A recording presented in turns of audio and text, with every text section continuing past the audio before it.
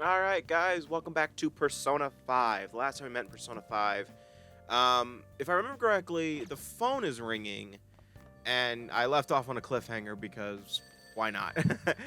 um, we met the teachers of our school, and we also met our guy who's taking care of us for the year, Sojiro Sakura.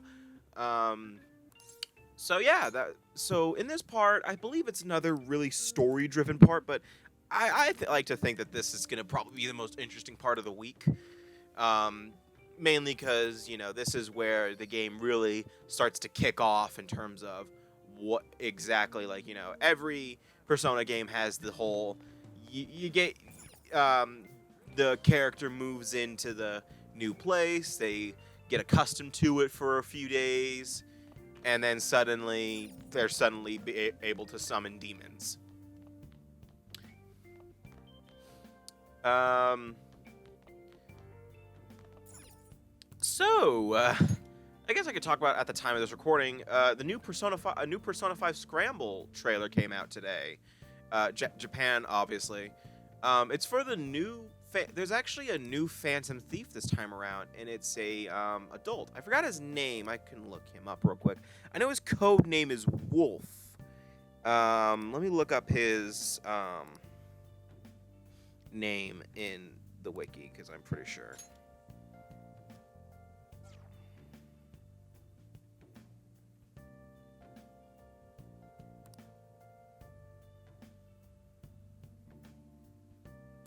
Oh shit, I cannot pronounce. Oh, that's the voice.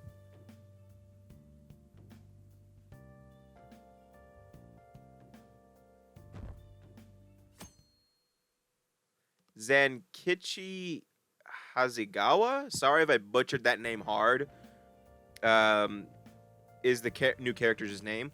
Um, to be honest, I am actually kind of interested to see the fact that there is a new Phantom Thief and he is an adult. Well, technically, actually no, never mind. I was gonna say like a couple of the Phantom Thieves end up being adults because a couple of them graduate. But they're still technically kids because they're in college. But this he is like a legit. He's about the adults' hearts were changing in this game. For those who don't know the plot to this game, basically this game is about changing the hearts of corrupt adults and making the world a better place for from corruption, because they usually go for politicians, business owners, celebrities, stuff like that. And it will be very interesting to see the Phantom Thieves having an adult, especially one that is apparently a cop or a very high-ranking officer of the law.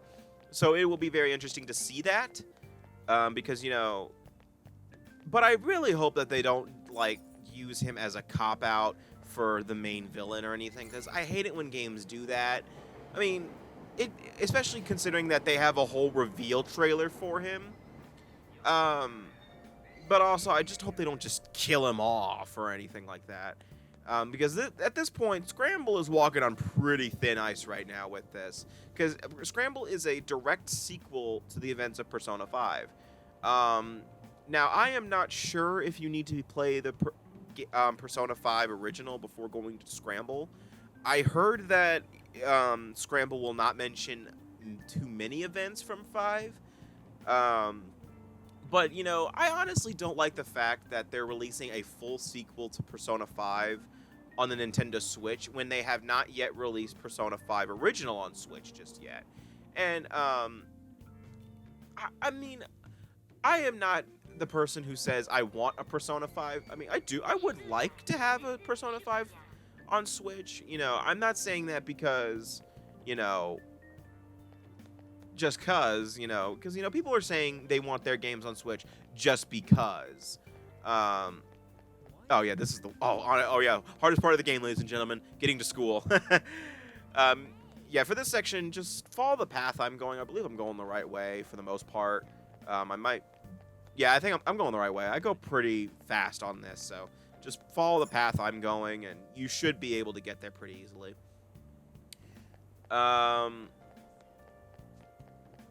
What was I saying?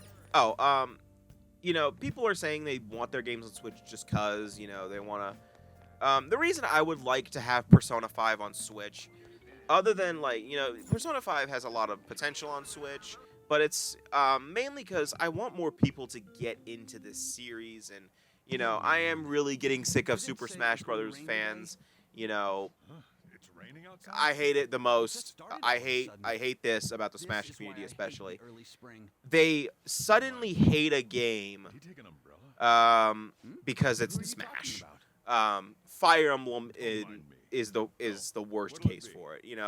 Every Smash fan, they just hate Fire Emblem because there's so many characters in Smash, and I understand hating the characters, but to me though, if you have not played a game, don't critique it. Don't be that guy who just hates it for no reason if you haven't played it. Now, it is true that now if you've attempted to play it and you just found that it's not for you, then fine, that is perfectly fine.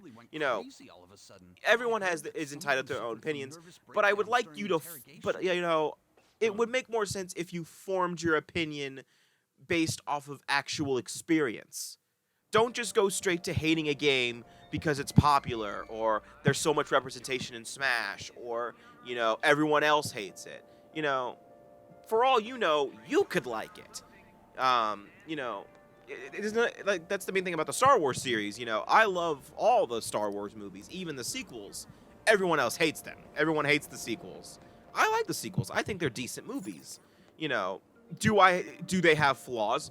Yes, they do. They have plenty. But, I'm the kind, I still like them because, I don't take Star Wars that seriously, to be honest. I watch all the stuff, but, I don't really go in depth with their story, even though I am a writing major and I should be doing that.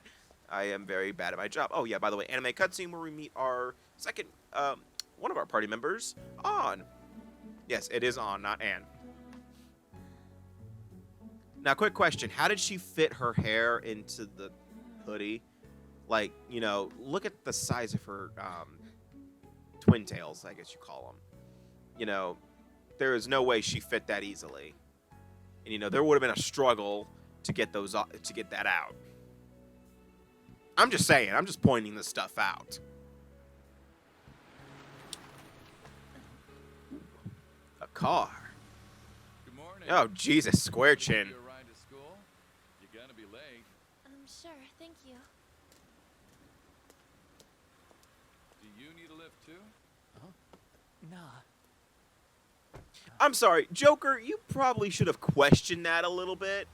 You never met that guy, and all of a sudden he pulls up and just asks her to get if she wants a ride.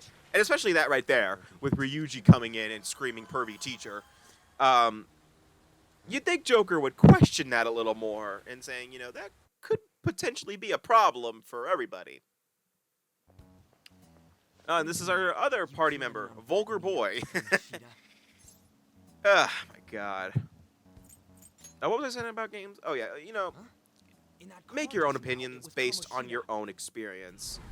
Don't just automatically hate a game. Like, try it for a little bit. It doesn't have to be like, I don't expect people to beat a game they don't like. Like, if you don't like it, you can stop playing at any time. But, also don't harass fans of these games because they like it. Leave people alone. It's just so annoying, like, when I go on Twitter or any sort of website with game forums and discussions. I just see, like, people from different fandoms just harassing Fire Emblem fans, or I've even seen some Persona fans getting harassed by Smash fans. And it's also like Pokemon fans are harassing other fans. It just needs to stop. It's just like the one thing I don't. I mean, obviously me just saying this isn't gonna do anything. It's just something I just don't like it. It's just something that just annoys me. That's why I really never talk to anybody in terms of opinions on games. Like, I'll say something, but like, if they're gonna start, like, I will mention some valid points, and that's about it. Oh, we're back in the interrogation room again, huh? So at the time, so at this point, it's Joker's first day in school, First off, he needs to really stop going in depth about his details because we're about we're about an hour in already, aren't we? So first off, it's raining, so I mean something's gonna happen. But he met this random girl. He never like it's none of your business. and she just got into a car of a complete stranger to him anyway. I mean, I'm surprised he didn't question that still, but you know, who cares? Joker's the silent protagonist. He doesn't care. And then, you know, a random blonde-haired kid just runs up and says, "Screw that pervy teacher." But, you know, as you noticed, there was a weird purple flash in the middle of that. Joker's phone did that. Because we're about to learn that Joker, that weird app that Joker deleted twice, you know, as we're about to demonstrate right here, that just took him to the metaverse. Basically, this is going to be a constant thing, but I'm going to just talk about it now. The metaverse basically is like a secondary version of the world that shows it's distorted as hell, and you know, it's in the image of a person who has very distorted desires and stuff like that. So Joker was sent there because Ryuji just so happened to yell the 3 keywords that are needed to say all of that in order to come here, which was Kamoshida, Shujin Academy, and Castle. Let me just say this. What if Ryuji didn't say that? He just said Kamoshida and Shujin, but he never said Castle. What would have happened? Like, you know, would the game progress, or... that's just a question, you know. It's just like, that's just a matter of convenience. And by the way, that's a lucky emblem. Oh, wrong game? Am I getting a cease and desist from Disney later? Damn it. So, yeah, Ryuji and Joker obviously run into the castle, and, you know, they are questioning the hell out of it because, you know, imagine you're walking into the school in the modern day, and it's just suddenly a castle. Joker, you were literally here. You are... Okay, you know what? This scene kind of just bothers me. Out of service. Where do we end up? Because, you know, Ryuji follows this route. He's a second year. He's been here for 2 years, I'm assuming. So he must know the route like the back of his hand. Freaked me out. Who are you? So why is he questioning that this is not the school? He should obviously know that something's up. You know, you follow the exact route to your school. You are at the exact moment. You are at the exact place the school is. So you should know that this is not your school. Joker, you were here literally yesterday. You literally were here. So why are you questioning if this is the school or not? Time out, man. We gotta run. And the other thing is, you know, these knights are very unnaturally tall. Like, these guys are very unnaturally tall, very unnaturally buff. You know, they're not questioning this either. You're gonna break my bones. That just sounds very awkward. Like, you know, that has to be a botched line or something. It's just like, you're gonna break my bones? Who says that? It's like, oh, you're gonna break my bones. We're saving, so I guess some shit's about to go down. After this load screen. Hey, wake up. So, yeah, Joker and Ryuji just got kidnapped and put in prison. Oh. How's it feel, Joker? I won't make the joke anymore. You all right? Probably. Yeah, more or less. So, Looks like this ain't no dream. Yeah. What's what going to on? talk about? Hey, let us out of here. I know there's someone out there. Damn it! Where are we? Is this some kind of TV set? Ryuji, this is way too high budget for a TV set. The hell was that just now? Ryuji, that was a blood-curdling scream. Do you not know what those sound like? Whoa. You're shitting me, right?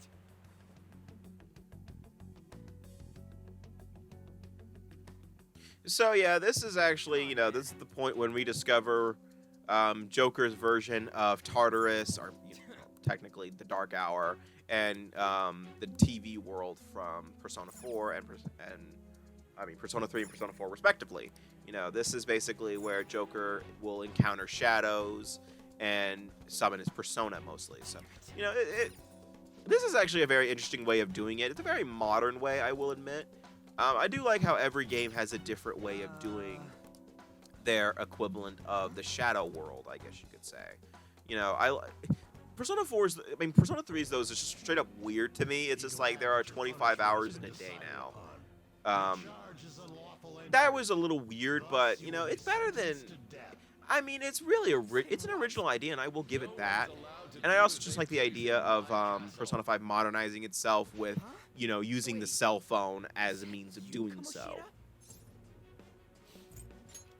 But that just makes me think, what if this game had realistic cell phones? Just imagine Joker's battery dies. Are they stuck in the metaverse? Or can they just not do Phantom Thief stuff? Does the metaverse nav drain their battery? And, considering, later on in the game, they're going to be really texting you a lot in this game. In the middle of class and stuff. So, does Joker's battery just not die? Also, Joker, we never really see Joker charging his phone.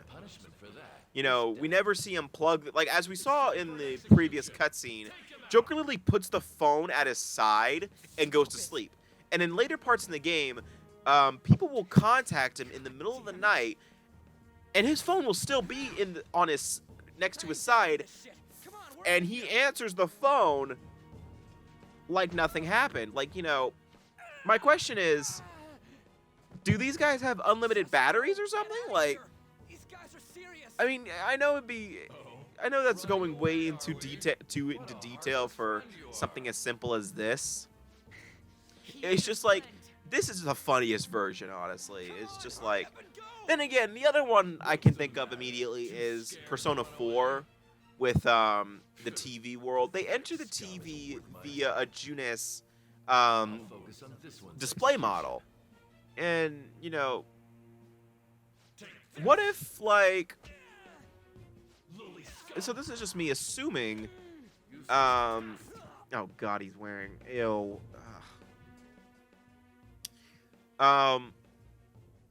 What if, the TV was unplugged? What if they took the display model down? And, what if someone bought that TV? Because, when they're out of TVs in the back, they usually give you the display model, don't they? Isn't that how that... I don't remember. I haven't worked in retail in such a long time.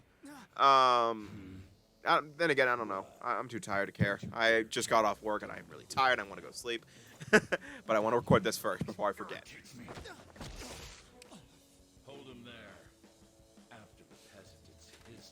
What if the TV was unplugged? What if the display model was taken down?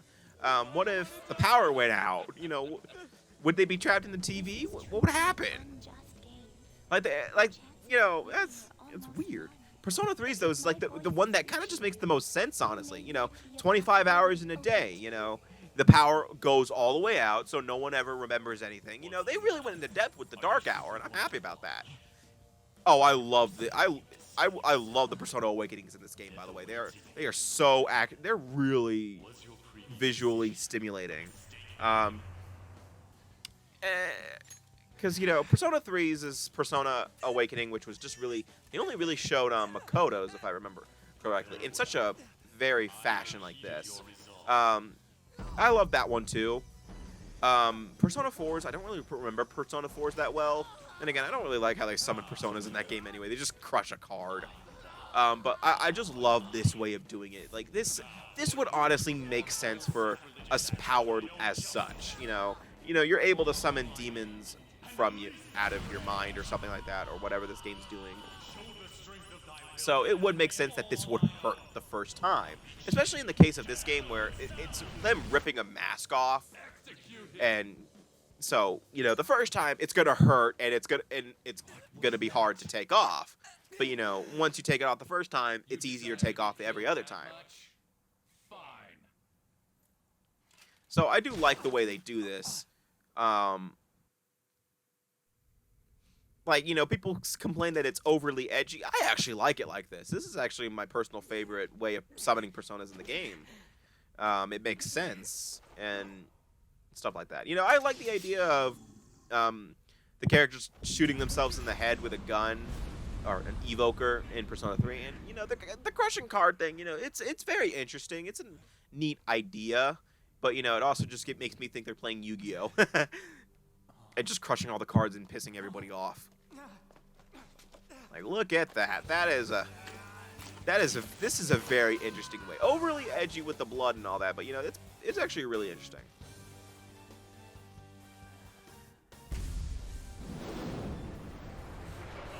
Like that, these are really interesting, and I think Joker's is the only one with an anime cutscene because everyone else is in the 3D in-game render cutscenes. You know, and not that I'm complaining. I like all the cutscenes in the game. This game's graphical style is really good, and like I love its very cel-shaded aesthetic, and the engine really looks good. And I really can't. I don't know. Are they revamping the images for Persona 5 Royal? I don't think they are. I heard that they're almost identical. Because this game runs on the PS3 and the PS4. But Royal will be PS4 exclusive, if I remember correctly. I mean, which would make, honestly, a lot of sense if it is, because... Yeah, no, Royal is PS4 exclusive, because we're really late in the PS4's life cycle, and the PS3 is basically dead at this point.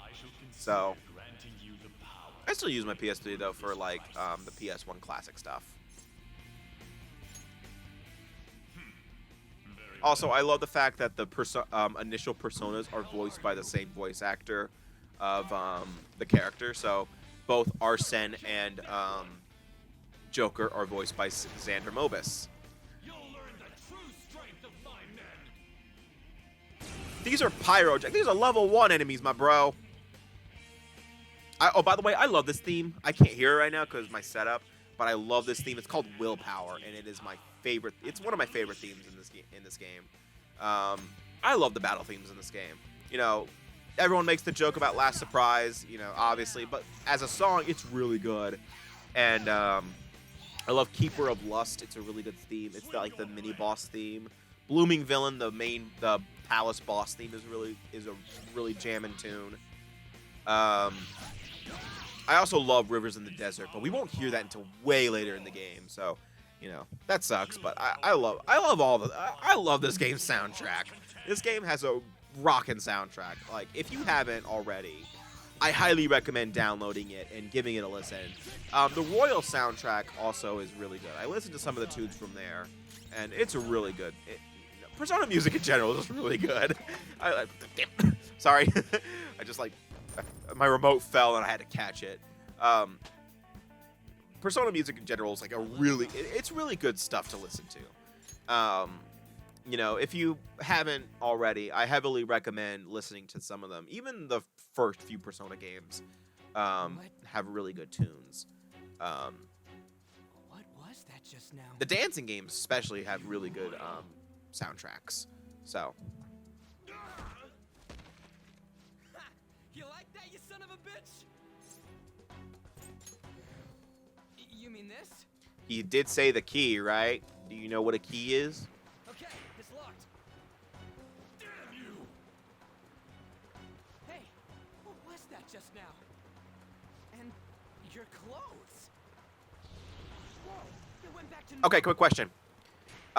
Earlier, one of the guys knocked off Joker's glasses. We saw that. Where'd the glasses come from? Does Joker just have a new pair of glasses now? Is that what happens? Is like they delete the clothes the first time? Like every time you change into the metaverse outfit, it just basically gets rid of your clothes and then you just get new ones? Is that how it works? I guess it is. What was that? Oh, I guess this is the end of the part? Because I'm paused for no reason. Yeah, this is the only time you see this pause screen, by the way. It looks nice. Very simple. Yep, that's the end of the part. So, the next time we meet in Persona 5, well, we're going to be trying to escape from this area, this prison, I guess. I mean, I don't know what just happened. We unlocked some sort of power known as Persona. So, I'll see you guys next time for more Persona 5, and take care.